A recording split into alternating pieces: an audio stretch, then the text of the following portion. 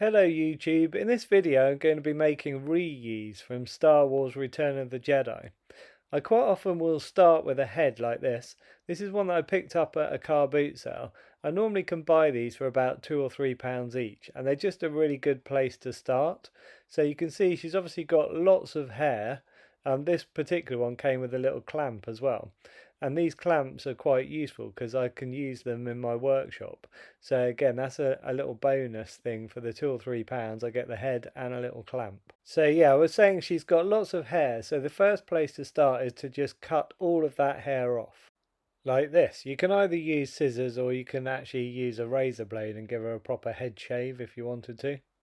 Right, next I used aluminium foil, just roughly kind of scrunched up, just to get the overall rough head shape.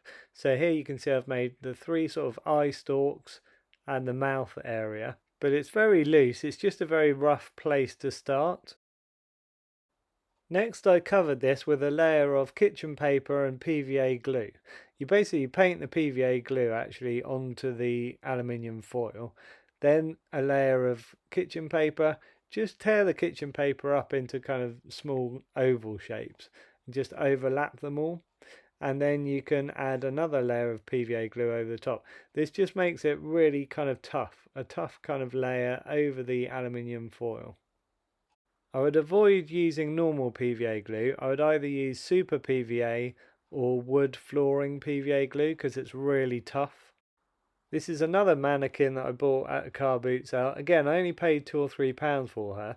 And as beautiful as she is, I think she'll look better as a pair of shoulders for REE-YEES. So you can see here, there's a screw to undo her head. There's a couple of screws to undo these arms.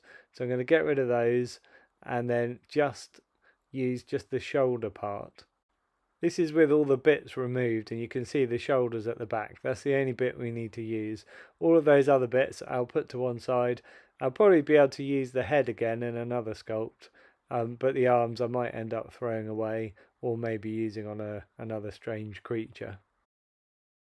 Okay, this is with the shoulders attached to the head, and I know the shoulders need to be a lot bigger. You can see I've gone over with a few more layers of kitchen paper and PVA glue just to add extra strength and start bulking it out a bit more.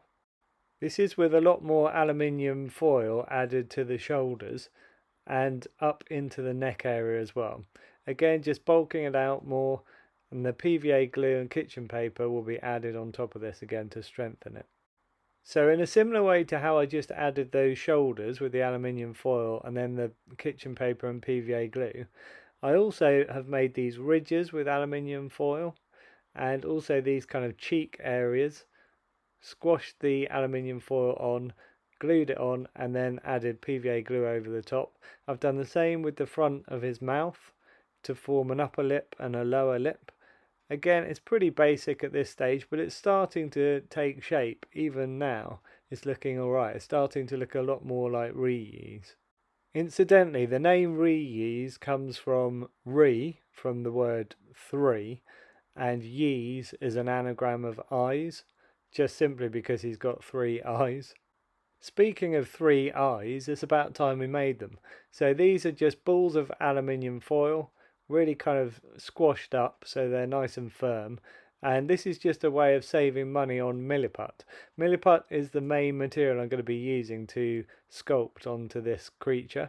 And you can see these are the rough sizes for the eyes, and then I'll just use a thin layer of MILLIPUT over the top to make them really smooth and round, just like eyes.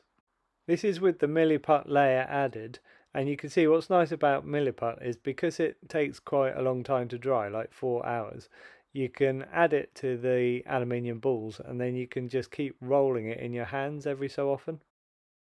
Going back to the main head, you can see you can either use a scalpel or a craft knife to cut the holes for the eyes. And what's quite nice is because there's all aluminium foil in here, you can either pull some out or you can probably push it in with your thumb like this. You can squash it in so you're creating a nice little hollow space for the eye to go in. I do like this way of working with aluminium foil because it's quite versatile in the fact that you can squash it quite easily just by kind of adding pressure every so often. You can make these like little gaps if you need them, these little hollow bits. And then it's just the PVA glue and the kitchen paper over the top that ends up making everything really strong. Right, this is it with the 3 eyes glued in place. It doesn't have to look perfect at this point because I can put on all the sort of eyelids and things as well later. You can see I've roughly put on a nose. Again, that's just a very rough shape for the nose. I've done these kind of rolls of Milliput that form ridges on the side of his face. His face wasn't actually that straight. I wasn't impressed with it, so I ended up cutting off the snout area and realigning it with the eye, making sure it was in the right place. And then I've just glued it back on, and then I'll PVA glue and kitchen paper over the top of that as well to make it even firmer. Because I'm so keen to make a lot of these sculpts really quickly, I quite often end up making a little mistake like that and having to saw a bit off, reposition it and glue it back on. But it's really quick to do that anyway, so I don't mind doing that. Okay, next I made the ears. I'm pretty convinced they're all ears. You can see he's got these longer ones at the top and then shorter ones coming forward. I think I've made them a little bit bigger than they actually are in the movie, but I quite like the way that it's ended up looking, so I'm going to leave it. His main ears as well on the sides, they're definitely ears. But I think, you know, because he's got 3 eyes, it makes sense that he would have 3 sets of ears as well. I suppose the ones on the top could just as easily be antennae or feelers, something like that. Whatever they are, they're cool looking and they certainly add to the effect of him looking like REE-YEES, which is the main thing that we're after. I know I keep making creatures from Return of the Jedi, but it is my favourite Star Wars film because it's the first movie that I ever saw at the cinema. Here you can see I've added a lot of the kind of sections above his eye stalks, and also you can see a sort of a ridge that's got kind of wrinkles in it on the top of the left hand and the right hand eye stalk. I've also added some eyelids, and that's made quite a difference. What I've tried to do here as well is soften the whole effect after I'd made them by adding a layer of PVA glue over the top. Sometimes if you've got ridges and things that are really strong, if you add the PVA glue, it kind of goes into some of those ridges and it makes them show up not quite as much, and it has this kind of softening effect.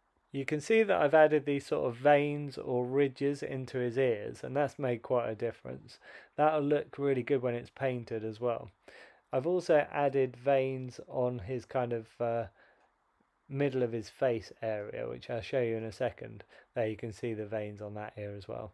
Yeah, look at all these veins that I've added to his face. All of those, when I first put them on, they looked pretty good. But then I've added a layer of the kitchen paper and PVA over the top of them as well. It's quite good because when the kitchen paper and PVA dries, it dries reasonably clear, so you can still see all the milliput underneath it. I did the same in the neck area with all the main kind of tendons that go down from his face across his chest, and that's worked really well. I've added more to the front of his nose to change the shape of that, and I've also added to his lips. You can see with the lip area, what I've done is I've pressed a lot of the wrinkles and things into the milliput while it was still soft, and that's created this really nice texture. Same with the lower lip. It's basically just taking a sheet of something like cling film, putting it over the top of the milliput while it's wet, and then press into it, then peel off the cling film. Gives you a much softer kind of ridge. So at this point I was really happy with how he was looking. It was basically how I remembered the old Kenner Star Wars figure REE-YEES that I used to have when I was a kid. And I basically thought I'm happy enough with him now that I really want to just get on and start painting. Okay, so I know this looks really bright. This is just a very pale flesh colour that I've made. I used white and yellow ochre and cadmium red. I'm using System 3 acrylic paints to do all the paintwork on this. And yeah, like I say, I know it's really bright initially. Sometimes I'll paint a creature black to start with, or a really dark colour, and then I'll build up all the light colours on top. With this, because it's flesh coloured, I decided to start with this really pale colour and then add the darks on instead, do it the other way round. I think it always depends if I'm in the mood for doing dry brush or adding wet washes, and on this particular one I decided to add the wet washes instead. So the first wet wash was just a pink colour, quite a dark pink. I don't know if this is really kind of showing it up as much as it does in real life or not, but hopefully it gives you an idea. You can see by just adding the wet wash, it's just sunk into all of the deepest parts and left all of the highest parts with the pale colour that I did initially. So the technique here is to make your pink colour, really water it down, and then just kind of flood it on over everything, and then just be ready with kitchen paper, and you just dab off all the high surfaces and just soak up the paint that's on the highest bits, and it leaves all of the deepest places with a dark colour on it. It's quite a messy technique, but it's also a really quick technique, which is why I like it so much. It also is a really good way of showing up all of the details that you've sculpted. So if you've put a lot of effort into sculpting various parts, they suddenly all show up and it makes it all worth it. Right, he was looking way too vibrant before, so I really needed some way to neutralize him. So I made a very dark brown colour just by using cadmium red, a bit of emerald green mixed together to make the brown, maybe a little bit of black added to it as well. The black kind of greys it down a bit, makes it more of a sepia kind of brown. Again, this was put on using a very wet wash so that it just sinks down into all of those cracks, and again was just rubbed off on the top surfaces using kitchen paper.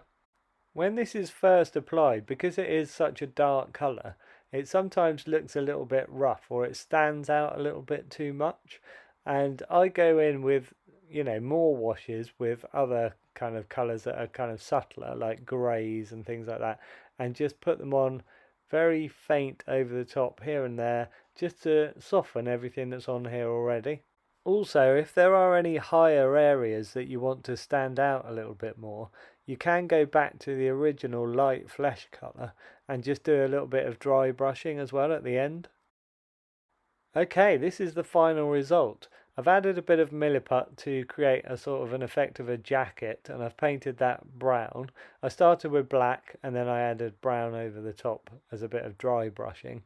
You can see that I've made all of the paintwork a lot subtler, just with faint washes of grey and then some dry brushing of the lighter flesh colour again, just to bring out some of the higher points. I've also painted his eyes black, and I've added a layer of UV resin over the top of that to give it a really good shine. I think that makes a huge difference, gives him a little kind of sparkle of life to his eyes. The UV resin is something that I haven't been using for all that long, but it does make such a difference. This is the stuff that I use here. It's pretty smelly stuff, and you have to paint it on and then you shine a UV light on it and it sets really kind of hard and really glossy. So it definitely gives that sort of wet look to things like eyes. You can use it on, noses or lips and things as well if you want to. This is the MILLIPUT. If you haven't used MILLIPUT before, it's a two-part putty. You mix the two parts together and it sets rock hard at room temperature. MILLIPUT very kindly sponsor this channel, so if you haven't ever used any, get out and get yourself some, because it is a really cool modelling material. It's what I use the most for all of my kind of main sculpts like this, to get all the details. I hope you've enjoyed this video. Check out my other creature videos from other movies if you get a chance. Hit subscribe to see anything I post up in the future. Thanks for watching, and I'll catch you in the next video.